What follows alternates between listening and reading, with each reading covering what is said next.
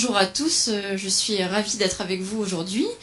Merci Hugues de nous avoir donné l'opportunité de s'associer à ton événement. Effectivement, chez Monster, le sujet des soft skills, c'est un sujet qu'on a vu monter en force depuis plusieurs années maintenant. Alors, c'est pas un sujet nouveau, hein. Les soft skills, ce sont en français ce qu'on appelle compétences comportementales, compétences relationnelles, compétences douces. Et donc on a, pour pouvoir quantifier un petit peu plus et avoir un retour sur les pratiques concrètes des entreprises sur les soft skills, on a fait une enquête auprès de 450 personnes travaillant dans les ressources humaines sur différentes typologies d'entreprises, tout secteur d'activité confondu, toute taille confondue, pour justement voir s'il y avait des spécificités, des surprises ou au contraire des choses qu'on savait déjà qui apparaissaient. Les soft skills, qu'est-ce que c'est? En fait, c'est tout ce qui n'est pas de l'ordre du hard skills. Alors, vous allez me dire que ça vous avance beaucoup. On peut définir ça comme les soft skills, toutes les compétences qui ne sont pas académiques, qui ne sont pas forcément mesurables, et que l'on peut diviser en deux grandes catégories. On peut avoir la catégorie des compétences comportementales, c'est-à-dire des compétences qu'on peut acquérir et développer grâce à des formations, par exemple, comme la gestion du stress, comme l'organisation. Et la deuxième catégorie, ce serait plutôt le savoir-être. Et ça, à l'inverse, c'est plus difficilement modifiable. Pourquoi? Parce que ça fait référence à des traits de personnalité, ça fait référence à notre éducation, donc finalement à la personne que l'on est. Et voilà, sur cet aspect-là, c'est peut-être plus difficile de jouer. Pour en revenir à l'étude, et pour partager avec vous quelques-uns des enseignements qu'on a pu en voir, c'est que globalement, toutes les entreprises, quelle que soit leur typologie, ont bien conscience que voilà, les soft skills, c'est un sujet important dans le processus de recrutement, et qu'elles font toutes plus ou moins attention à cet aspect-là. Après, c'est plus ou moins formalisé selon la taille de l'entreprise. Évidemment, les grandes sociétés qui ont des départements RH plus structurés vont avoir des grilles d'évaluation plus formalisées, contrairement aux petites entreprises, aux TPE. On s'aperçoit aussi que parmi les trois qualités soft skills qui sont plébiscitées par les recruteurs, pour 80... Alors, le numéro 1, c'est, sans surprise, l'adaptabilité. En fait, dans un monde qui est de plus en plus instable, on s'aperçoit que voilà, les métiers évoluent de plus en plus vite. Hein, selon les études, on a entre 25 et 50% des métiers de l'horizon 2030 à 2050 qui n'existent pas encore aujourd'hui. Donc en fait, ce qui rassure les entreprises, c'est de recruter des personnes qui font preuve d'adaptabilité. Donc ça, c'est la première qualité qui apparaît. La deuxième, c'est l'esprit d'équipe. Avoir quelqu'un qui saura s'intégrer parmi les collaborateurs et voilà, avoir un bon état d'esprit pour faire avancer le débat et la croissance de la société. Le troisième élément qui revient aussi beaucoup, de 13% pour les entreprises, c'est l'organisation, la rigueur.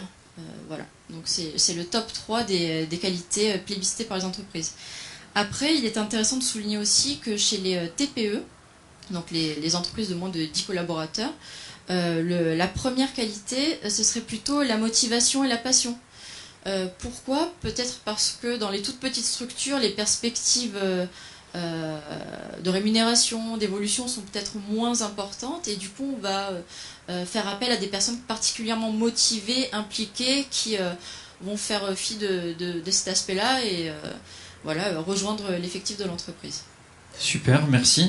Alors là, on parle des soft skills donc au moment du recrutement, mais on va le voir au fur et à mesure de la table ronde. On pourra évoquer aussi l'importance des soft skills après dans la construction d'une culture d'entreprise et d'une vraie marque employeur pour la start-up et les entreprises au sens large. Jérémy, peut-être que toi tu peux nous dire un mot de FlexJob et de pourquoi tu as décidé de créer cette société et à quel point toi tu ressens effectivement un besoin chez tes clients, mais aussi chez les candidats, chez les collaborateurs ou les travailleurs détachés l'importance de ce sujet du savoir-être donc et des compétences organisationnelles. Merci Hugues, bonjour à tous, merci de m'accueillir également sur cet événement. Donc moi je suis Jérémy Bataille, je suis le fondateur de Flex Job. Tu posais la question, est-ce que start-up pas start-up? Il faudrait qu'on arrive à définir le mot start-up et puis après je pourrais me positionner. On existe depuis 4 ans sur Lyon et on a 2 activités principales, une activité de cabinet de recrutement et une activité d'accompagnement à la transformation des organisations qui viennent soutenir une vision, une raison d'être. Qui est qu'on est dans un monde en profonde mutation, vous l'avez évoqué, et le modèle qui a fait le succès des entreprises d'hier, donc un modèle qui est assez pyramidal si on le devait le dessiner, basé sur le commandement, sur le triptyque commandement, exécution, reporting, est en train d'arriver à bout de souffle. Et on arrive sur des modèles d'organisation beaucoup plus organiques, beaucoup plus horizontaux, où la place des soft skills, la place du comportement, la place du savoir-être, en fait devient bien plus importante que les compétences techniques. Vous avez parlé d'adaptation, effectivement, on parle beaucoup d'agilité, et je crois effectivement qu'aujourd'hui, dans les processus de recrutement, les entreprises s'attardent beaucoup plus sur cette question de culture fit, c'est-à-dire est-ce que les personnes que je recrute vont s'adapter à la culture de mon organisation, est-ce qu'ils vont être capables de la porter, est-ce qu'il va y avoir un partage de valeurs, et ça c'est quelque chose qui est très important et qu'on voit de plus en plus. Ok, génial, on pourra détailler. Guilbaud, je vais te laisser la parole. Merci d'avoir accepté notre invitation. Bonjour. Alors je suis un petit peu ému, c'est le premier champion du monde qu'on a sur une Startup Golf Cup et c'est pas un champion du monde de golf. Guilbaud était champion du monde de ski de boss. C'est ça. Ouais. Et maintenant tu es entrepreneur et donc CEO de la Startup ActiveBase. Moi ce qui m'intéressait, il y avait 2 choses. C'était la première, c'est quelles soft skills entre guillemets on acquiert via le sport du haut niveau.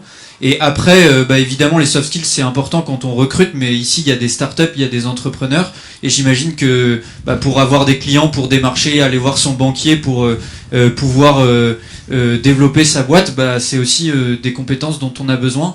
Toi, quelle a été, finalement, dans ta carrière, au départ, comment ça t'a aidé, les soft skills, quand tu étais sportif de haut niveau, et puis ensuite, quand tu es devenu, décidé d'être entrepreneur? Bon, déjà, je veux vous raconter l'histoire de ActiveBase. À la base, moi j'étais donc sportif de haut niveau, j'ai eu des problèmes de dos durant ma carrière et c'est un ami à moi qui est venu en centre de rééducation. Et je me plaignais du gros ballon, le Swiss Ball, qui n'était pas évolutif. Je pouvais pas choisir mes mobilités, régler mon angle de travail et placer mes pieds où je voulais. Et donc il m'a amené en fait un prototype, un tube de 4 de vélo avec une boule à chien, une biellette de direction de voiture et une planche en bois. Il m'a dit assis-toi là-dessus, c'était quelque chose de totalement instable. Mais qui m'a servi énormément pour ma rééducation.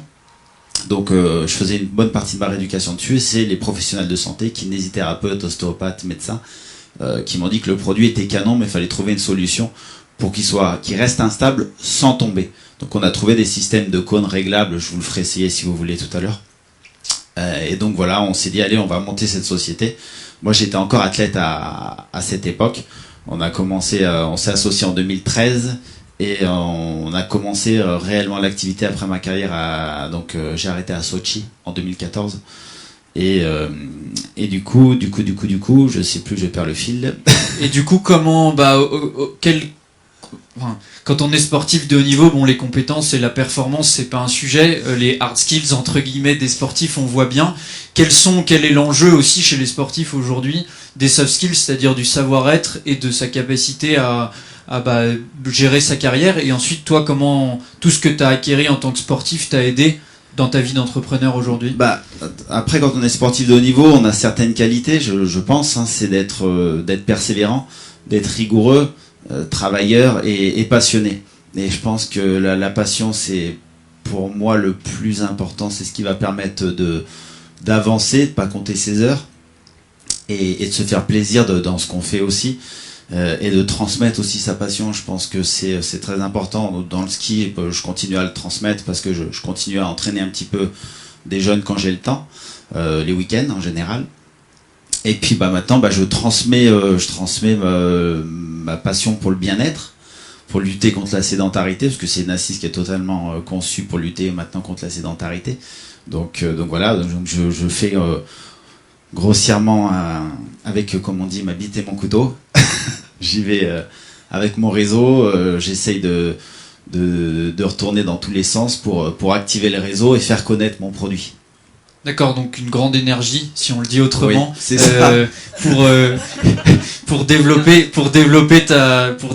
ton, enfin ouais, proactivité pour développer ton entreprise. Je pense que c'est des Exactement. soft skills ou des qualités qu'on attend d'un entrepreneur. Super, merci. Voilà. On pourra revenir après sur ton produit et puis sur Avec plaisir. comment il pourrait nous aider au travail.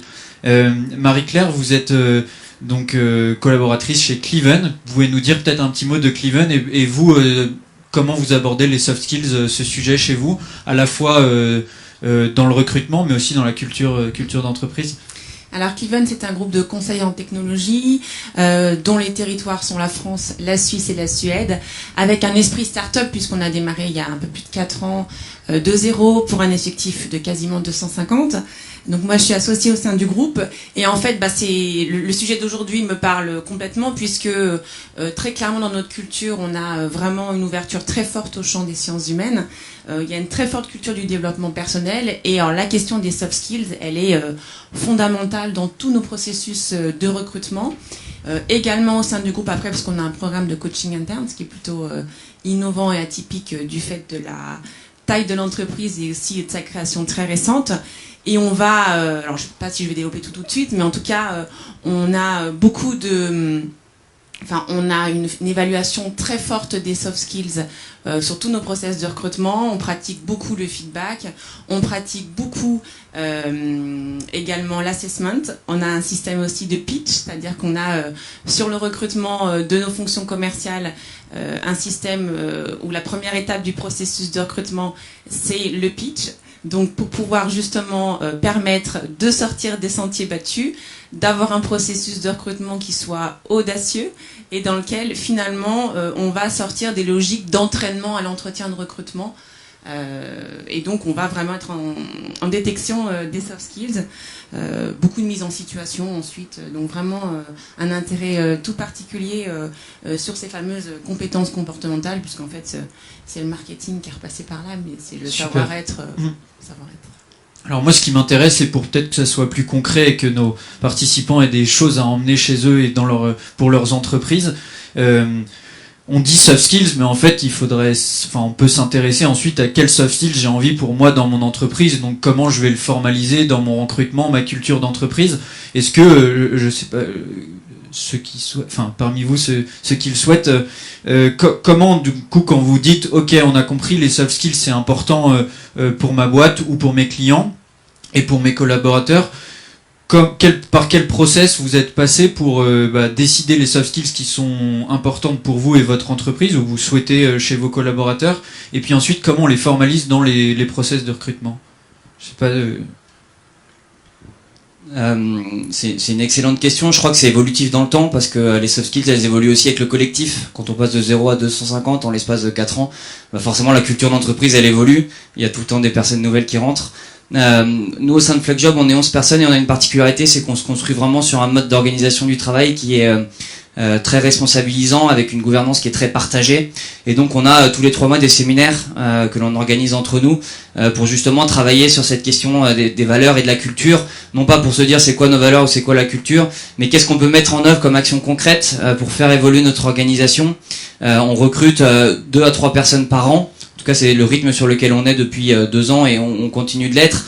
Et dans notre processus de recrutement, on est très attaché à ça, où il y a des mises en situation où la personne qui va être recrutée s'immerge avec un atelier participatif où elle rencontre d'un coup toute l'équipe, et ça permet vraiment de comprendre notre culture, ça permet à la personne aussi de se positionner, ça nous permet de comprendre comment elle réagit dans notre collectif.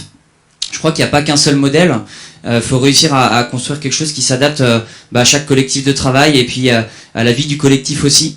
Le fait de faire ces séminaires régulièrement permet vraiment de conscientiser en fait quelle est notre culture, quelles actions on a envie de mettre en œuvre, et du coup si demain on recrute, c'est sur quoi qu'on doit peut-être être vigilant sur les compétences extra-techniques des candidats, qui pour moi est le point principal. Aujourd'hui on est dans des métiers de service. Tout s'apprend, faut-il avoir la volonté d'apprendre, et donc je pense que pour moi la compétence principale c'est est-ce que j'ai envie de rejoindre une équipe avec sa forme, avec sa coloration, et pour moi ça c'est le premier point. Une fois qu'on a validé ça, je pense qu'on peut monter en compétence assez facilement sur la partie hard skill justement. Voilà. Et puis je pourrais revenir aussi sur c'est bien dans son process de recrutement de se pencher sur finalement c'est quoi les savoir-être attendus ou c'est quoi les compétences comportementales attendues. Mais en fait le processus de recrutement c'est une infime partie de la vie et de l'expérience collaborateur. Qu'est-ce qui se passe pendant l'intégration? Et ça c'est un point qui est important et qui est souvent ça y est, une fois qu'on a recruté quelqu'un, on se dit que ça y est, la personne elle va arriver puis tout va bien se passer, elle va bien s'intégrer au collectif. La réalité est tout autre, hein. Les CDI, je crois que c'est un CDI sur deux qui est rompu la première année. Quand on sait le coût d'un mauvais recrutement, ça fait réfléchir. Et du coup, comment on va réussir à intégrer ces personnes-là? Comment on va réussir à créer un parcours d'intégration pendant les 6 premiers mois, 8 premiers mois, pour que la personne puisse à la fois découvrir ce qui peut être attendu d'elle, découvrir les différents savoir-être dans l'entreprise, être capable aussi de s'adapter, être capable de faire évoluer le collectif. Et donc ça, c'est un point qui me paraît vraiment fondamental. Posez-vous la question de ok, je suis candidat, je rentre dans mon entreprise, qu'est-ce que je vois, qu'est-ce que je découvre et qu'est-ce que j'aurais envie de découvrir pour aller plus vite et pour être performant plus rapidement. Très clair, merci. Lucie, tu voulais ajouter quelque chose? Oui, c'était simplement définir qui on est, qu'est-ce qu'on veut faire, où on veut aller, avec qui on veut y aller. C'est surtout ça, définir son identité pour savoir l'identité des personnes avec qui on veut travailler. Et ce que vous disiez aussi sur l'entretien, ça se vérifie dans l'enquête qu'on a menée. Pour 95% des entreprises, quelle que soit leur typologie, l'entretien d'embauche, c'est le moment privilégié, en tout cas un des premiers moments, pour découvrir les soft skills des candidats, leur personnalité, ce qu'on n'a pas pu voir en lisant le CV. Mais c'est au quotidien qu'on détermine les soft skills, ça ne s'arrête pas au moment de l'entretien, ça dure pendant la période d'essai, pendant les entretiens d'évaluation, si la structure le permet. Voilà, donc c'est quelque chose qui évolue dans le temps et qu'on constate au quotidien. Ouais, génial. Et puis on pourrait dire aussi que... c'est aussi quelque chose qui s'observe, c'est-à-dire qu'il faut que les soft skills, j'imagine, soient transmises par l'exemplarité des recruteurs ou des opérationnels, des managers. Marie-Claire, vous disiez que vous aviez du coaching en interne, ça concerne qui et qu'est-ce qui a fait que vous aviez décidé de créer ça? En fait, ça va rebondir sur votre question précédente, c'est que quand on a créé ce projet, alors il y avait une volonté de contribution économique, évidemment, hein, c'était la création de valeur, mais il y avait aussi une volonté de contribution sociale, puisqu'en fait, quand on a donc créé Cliven, on était un noyau dur d'associés, et puis on s'est dit, finalement, qu'est-ce qui va régir les rapports humains? Comment est-ce qu'on veut travailler ensemble? Et on a déterminé ce qu'on appelle une mission, qui est une mission humaine chez nous, qui est de contribuer à augmenter le degré de conscience de soi et de ceux qui nous entourent, qui est l'illustration et la volonté justement d'ouvrir le champ des sciences humaines à nos collaborateurs qui sont plutôt de vocation technique, puisque 95% de nos collaborateurs sont ingénieurs. Et donc en fait, toutes les actions qui sont menées de la vie, du démarrage, du processus de recrutement jusqu'à la fin d'un contrat de travail, se déclinent à partir de cette mission humaine. Et donc effectivement, le coaching, donc un programme de coaching interne, était pour nous la traduction concrète de cette mission humaine. Donc c'est un programme qui a vocation à s'adresser à l'ensemble des collaborateurs.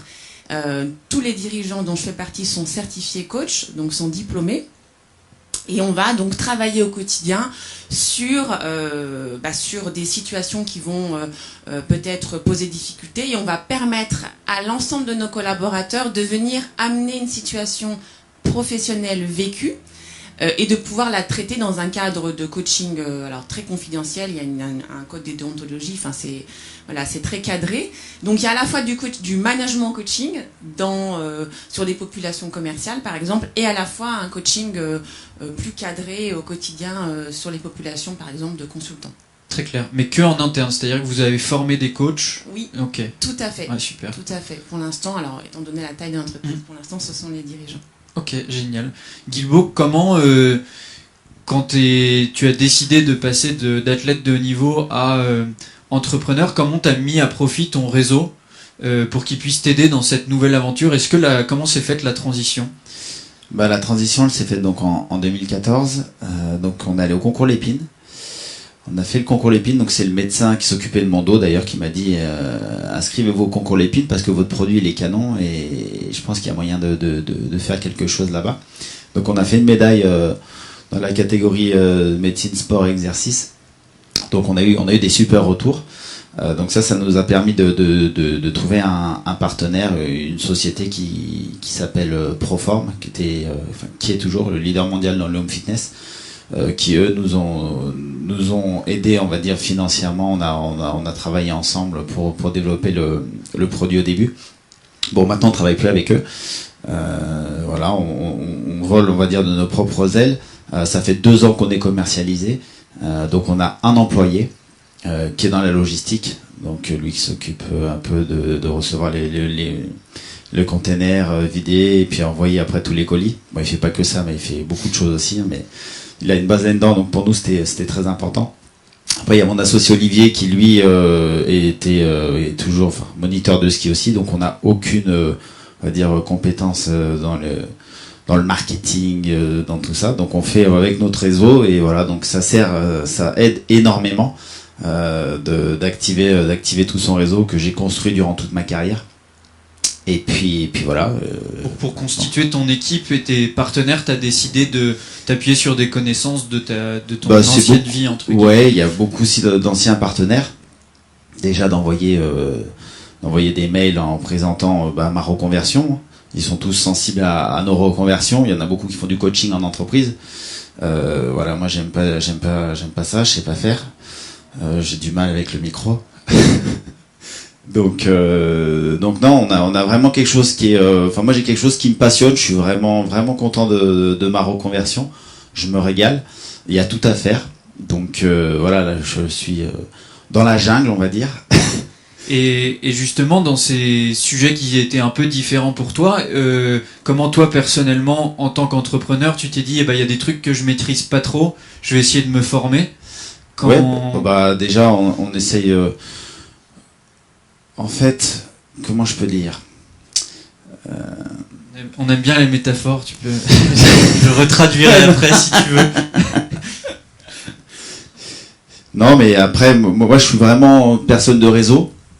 Donc c'est d'aller, je fais beaucoup de kilomètres et je fais beaucoup de démonstrations. Moi, ce qui me passionne, c'est de présenter mon produit, de le présenter en entreprise, de le présenter à mes anciens partenaires, de le présenter. En fait, voilà, l'objectif, c'est vraiment ça. Moi, c'est de le faire découvrir parce que c'est un concept qui est totalement différent et de le voir comme ça. Si on s'assoit pas dessus, en fait, on se rend pas compte. Donc t'as besoin de sentir les choses, en fait t'y vas et tu adaptes. Ouais, les primates, on est des primates, on doit sentir les choses, ouais. On doit les toucher, Okay. On est comme ça. Super, ouais, très bien. Voilà. tu mets de l'énergie et ensuite avec les retours. Et le produit a évolué depuis le premier prototype, j'imagine. Mais ah ouais, complètement. Là vous êtes à la version, je sais pas si vous comptez en version ou en... Non, là donc ça fait 2 ans qu'on est commercialisé, on a apporté des toutes petites évolutions. C'est juste pour l'aspect qualitatif au niveau du bruit, niveau sonore. D'accord. Il y avait des bruits qui ne nous convenaient pas, des gling-gling. Okay. Voilà, donc il n'y a plus ça. Et on pourra tester tout à l'heure. Avec plaisir. Super. Jérémy, peut-être t'accompagnes donc certains de tes clients. Est-ce que tu aurais quelques exemples peut-être à nous partager de petites ou moyennes entreprises sur leur gestion de ces sujets comportementaux et de... On a une particularité effectivement sur la partie cabinet de recrutement, c'est qu'on travaille avec des entreprises qui partagent notre vision, qui est que je vous évoquais que ce monde pyramidal il arrive à bout de souffle et qu'il y a quelque chose à réinventer. Une organisation du travail plus flexible, comme ça si vous posez la question de flex job vous avez la réponse. On peut l'entendre au sens de l'agilité, on peut l'entendre au sens des conditions de travail flexibles, donc les horaires, le lieu de travail, pour favoriser les 3 piliers pour moi de l'entreprise de demain: l'autonomie, la responsabilisation et la coopération. Et donc c'est des entreprises qui sont très sensibles justement à la manière dont la culture se développe en interne, à leur modèle de fonctionnement, et donc ils viennent aussi chercher chez nous cette capacité à pouvoir recruter des talents qui aspirent à cette autonomie, cette responsabilisation et cette coopération. Et donc ils viennent chercher chez nous non pas une compétence technique en disant on cherche à recruter soit des développeurs informatiques, des chefs de projet, des personnes dans le business, dans le marketing. On cherche à recruter d'abord des personnes qui vont s'adapter à notre culture, à notre manière de fonctionner, qui vont être capables d'être dans une communication parfois bienveillante ou non violente. Et du coup, nous, on va vraiment s'intéresser chez les candidats à leur motivation profonde. Qu'est-ce qu'ils font, qu'ils vont changer de travail, comment ils s'adaptent dans les environnements. On prend beaucoup de références aussi chez leurs anciens employeurs. Et on va beaucoup plus s'intéresser à ça que la partie purement technique, et là on le laisse aux clients parce qu'on connaît moins les compétences techniques de nos clients. Donc on a cette particularité, c'est que notre quotidien est vraiment axé sur ces soft skills. Nous, on a mis en place quelque chose assez sympa qui marche bien chez FlexJob.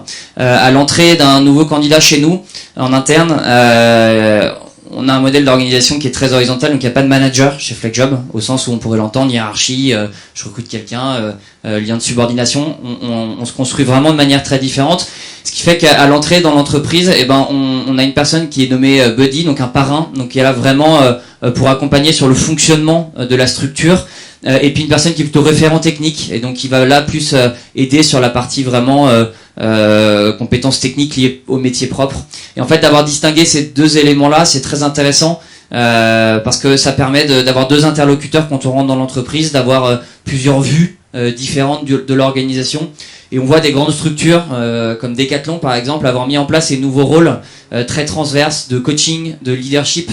Et tout n'est plus remis au simple manager qui finalement pilote tout. On voit vraiment des nouveaux rôles qui émergent dans l'entreprise, et ces nouveaux rôles, ils sont basés que sur une seule chose, les compétences comportementales, la communication. Vous avez parlé de coaching, d'accompagnement, et donc pour moi c'est ce qui fera la réussite d'une entreprise de demain, d'être capable de recruter des talents qui vont justement s'adapter à ça. Ok, et peut-être pour les étudiants qui seront là tout à l'heure ou qui nous regarderaient, comment on peut déjà, avant d'être en entreprise et avant d'être un candidat, se former, ou est-ce que vous avez des choses en école ou des écoles dans lesquelles vous aimez bien recruter qui forment bien à ces sujets? Alors moi je dis qu'il y a un truc très simple déjà, c'est de lire. Il existe énormément d'ouvrages sur des sujets de développement personnel. Alors il y a un essor important. Donc première chose on peut lire, c'est la première action qu'on peut faire pour soi-même. Ensuite, non, moi je connais pas de parcours ou de formation en particulier qui permettent de s'enrichir. Et il faut être audacieux aussi. Je crois que c'est important aussi de cultiver l'audace, de se mettre en danger, de pouvoir se challenger. Et puis de pas hésiter à demander du feedback aussi autour de soi, à ses amis, à son environnement, pour qu'on puisse pour pouvoir identifier sur soi quels sont mes points forts, comment est-ce que les gens me voient. Quels sont mes atouts, qu'est-ce que je peux valoriser ensuite en entretien. Super. Oui, j'ajouterais aussi, c'est très pertinent ce que vous dites, pour les jeunes qui peut-être se sentent un peu moins solides à l'entrée sur le marché du travail, parce qu'ils ont moins d'expérience, donc ils sont peut-être moins légitimes. On les sensibilise chez Monster quand on va à leur rencontre dans des salons, comme on le fera cet après-midi pour les rencontres de l'emploi. Qu'ils ont des compétences comportementales qu'ils ont mis en œuvre, peut-être dans le cadre de leur job d'été, pour financer leurs études, qui montrent que ils sont autonomes, ils se prennent en main, ils n'attendent pas que papa maman finance leur école de commerce ou pas. Dans le cadre de leur activité extrascolaire, s'ils ont une passion sportive, si ils sont particulièrement passionnés sur une thématique en particulier, ça démontre certains traits de caractère qu'il faut valoriser auprès des futurs recruteurs. Donc on les sensibilise parce que c'est une population qui a moins d'expérience et qui du coup doit encore plus capitaliser, plus qu'une autre population, sur leur savoir-être et leurs compétences comportementales. Ok. Nous on a recruté pas mal de personnes qui étaient étudiants sur des statuts auto-entrepreneurs. Il y a des plateformes qui permettent de mettre en relation et de faire du freelancing avant d'être diplômé, et on en voit de plus en plus. Et je trouve que c'est mettre un premier pied dans l'entreprise, d'être étudiant entrepreneur, il y en a de plus en plus.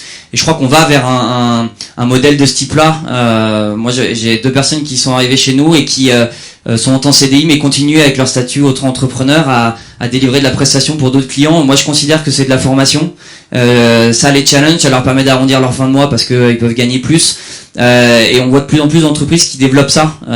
Ok, vous rentrez dans l'entreprise, vous êtes en CDI chez nous, mais vous pouvez toujours développer votre des activités en parallèle en auto-entrepreneur. Et je trouve que ça c'est des approches qui sont géniales parce que on n'attend pas de son premier job pour découvrir le monde de l'entreprise, pour se frotter à ce que c'est que l'entrepreneuriat. Et je crois qu'il y a quand même une vague importante, en tout cas sur Lyon elle est importante. Il y a beaucoup de modalités d'accompagnement de l'entrepreneuriat. Et quand on se parle de savoir-être et d'entrepreneuriat, je dirais pas que c'est synonyme, mais en tout cas, quand on est entrepreneur, on se rend bien compte qu'il faut de la débrouillardise. et du coup, ça nous pousse dans nos retranchements, ça nous fait sortir de notre zone de confort. Et si ça, on peut le découvrir le plus tôt possible et que notre école, notre université peut nous accompagner et nous pousser à découvrir ce monde de l'entrepreneuriat, bah c'est génial parce que derrière on est armé pour vivre un monde du travail qui est hyper évolutif, qui va très vite. Finalement, si on commence pas dès le début à mettre le pied dans l'entreprise, on risque de passer à côté de belles choses. Super, merci. Ce que je vous propose, c'est peut-être de prendre quelques questions, et puis on pourra continuer les échanges après. Je sais pas s'il y a des entrepreneurs parmi vous qui ont des questions sur les soft skills ou des recruteurs. Non, il commence à faire froid.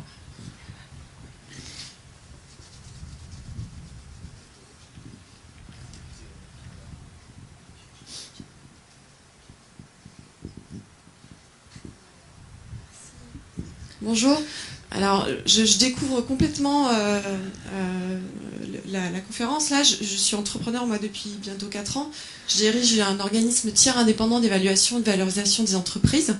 Donc, je fais de l'audit pour simplement poser le prix d'une entreprise avant qu'elle négocie un financement. Et donc, cette année, il s'est passé quelque chose d'assez extraordinaire. Moi, j'attendais depuis un bon moment. C'est-à-dire que les financiers, toutes les agences de financement, des banques, sous l'influence et la commande du ministère de l'économie et des finances, a demandé à l'Observatoire de l'immatériel de sortir une grille basée sur l'humain pour pouvoir évaluer les humains avant d'octroyer des fonds. Et les qualités relationnelles, organisationnelles et humaines sont maintenant au centre d'une grille qui est officielle et qui est adoptée par la Société française de banque et pas mal d'agences européennes de financement. Ce qui veut dire que les soft skills aujourd'hui maintenant sont regardés par les financiers.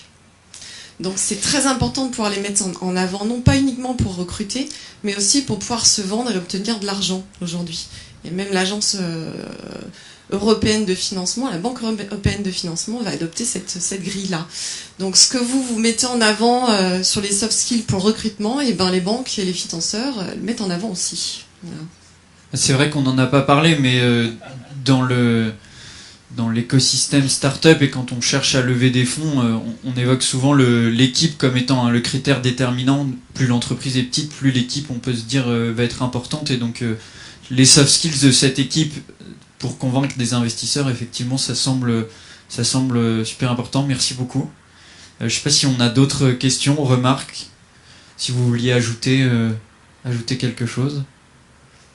Guilbeault, je ne sais pas si tu as eu à aller chercher des financements ou si vous aviez fait des levées de fonds pour pouvoir développer et produire ActiveBase. Nous, on a eu la chance donc d'avoir Proform qui nous ont aidés, qui nous ont aussi payé les moules et nous ont avancé les prods. D'accord. Donc on s'en est bien sorti quand même. Très bien sorti. Ok, cool. Ouais. Ok. Et pour vous déployer, ce qu'on évoquait là sur le sujet de l'international, vous allez chercher à lever des fonds. Là, c'est mon associé qui s'en occupe. C'est lui qui monte les dossiers et qui est en train de cravacher fortement dessus. Génial. Ouais. Ok, super. Voilà. Lucie, je sais pas si tu voulais ajouter quelque chose, peut-être partager d'autres grandes tendances de l'étude. Je regarde mes petites notes.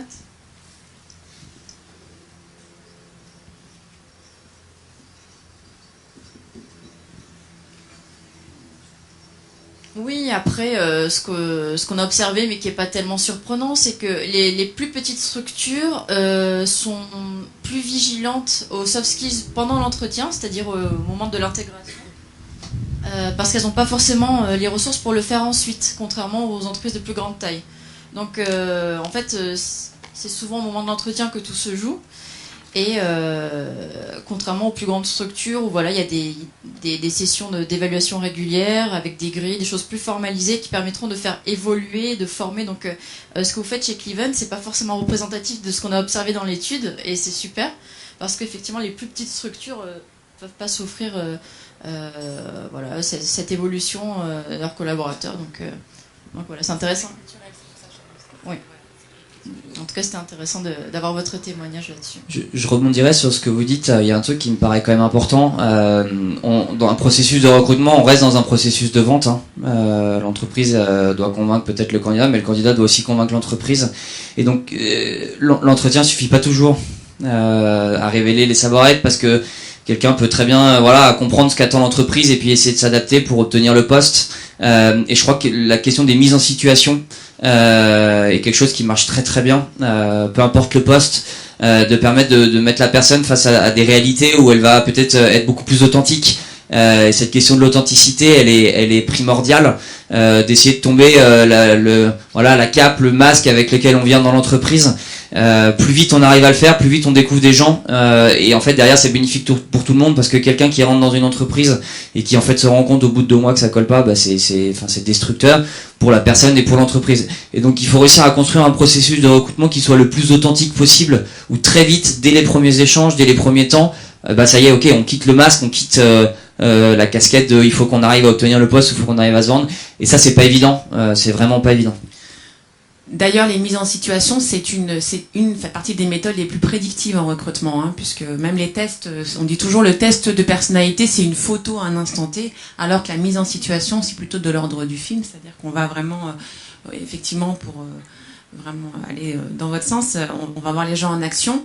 Et dans notre processus de recrutement, justement, on a maillé de façon à ce qu'on ait des choses très complètes, à la fois des mises en situation, du pitch, de l'entretien en face à face aussi. Mais je trouve que c'est une approche qui permet finalement de mettre les gens en situation de grande égalité, parce que, par exemple, dans un entretien de recrutement, si on est hyper préparé, hyper à l'aise, on peut s'imaginer mieux réussir, alors que quand on est en situation, effectivement, plutôt d'être authentique et de sortir de sa zone de confort, comme par exemple quand on demande à un candidat de pitcher, le pitch, on est debout, on est face à d'autres candidats ou face à un jury, et finalement, on est naturel, on est hors de sa zone de confort, et c'est, à mon avis, beaucoup plus équitable pour pouvoir, face à d'autres candidats. Super. Il y avait aussi un de nos intervenants, parce qu'on a organisé cette table ronde sur nos éditions de Lille et Nantes, qui rappelait que finalement le meilleur moyen qui existe et qui en plus est légal, prévu et dans toutes les entreprises, c'est la période d'essai pour pouvoir effectivement voir comment évolue le candidat et que le candidat puisse vérifier que ses soft skills qu'il est bien en tant que personne dans l'entreprise, sur les soft skills, pas uniquement sur les compétences qu'on attendait de lui, et puis à l'inverse, l'entreprise peut voir comment le candidat ou le collaborateur évolue, et la période d'essai est aussi faite pour ça, quoi. Alors même, on a même un événement qu'on a appelé l'Action Day chez nous, qui est on fait venir le candidat une journée et on combine des principes actifs de formation. Et c'est aussi et de la mise en situation sur une journée entière, et c'est l'occasion aussi pour le candidat de se rendre compte de ce que c'est que le métier et de bénéficier aussi déjà de quelques éléments de formation. Donc c'est presque un préalable à la période d'essai, et c'est une façon encore d'aller davantage dans la détection de la vraie perso et des vraies caractéristiques et l'observation du comportement. Et puis c'est aussi un excellent moyen pour le candidat de se rendre compte, d'avoir une sorte d'immersion sur quelques heures au préalable. Ouais, super. Ah, ouais, d'accord. Bien, merci beaucoup. Je ne sais pas si vous avez des questions qui sont venues. Oui, une. Alors peut-être qu'on peut... Oh, voilà. Merci. Une très rapide pour Monster et FlexJob, même si vous êtes assez orienté. Quelle est la soft skills aujourd'hui qui est la plus demandée par les recruteurs ? Alors les résultats de l'étude montrent que c'est en numéro 1 pour 29% des entreprises participantes, l'adaptabilité et l'agilité. Donc pour répondre justement à ce besoin, à se rassurer sur l'adéquation de la personne qu'on va recruter face à l'incertitude de l'avenir du monde économique et de l'entreprise. Après, si vous parliez chez Monster spécifiquement, non, de façon générale. Vos clients, quand ils vous demandent justement, l'adaptation, le fait d'avoir... c'est un état d'esprit en fait qu'on recherche. Évidemment, les compétences techniques ont toujours leur poids. Mais les soft skills sont de plus en plus indispensables dans le processus en complémentarité. Et nous, vous l'avez dit, c'est un petit peu orienté, mais c'est clairement l'autonomie, la capacité de prendre des responsabilités très vite dans l'entreprise, couplée à la capacité d'être en coopération constante. Voilà. Et donc être très autonome, mais toujours dans une dimension d'interdépendance avec les autres métiers ou avec les autres membres de l'équipe. Donc c'est vraiment ces deux compétences-là.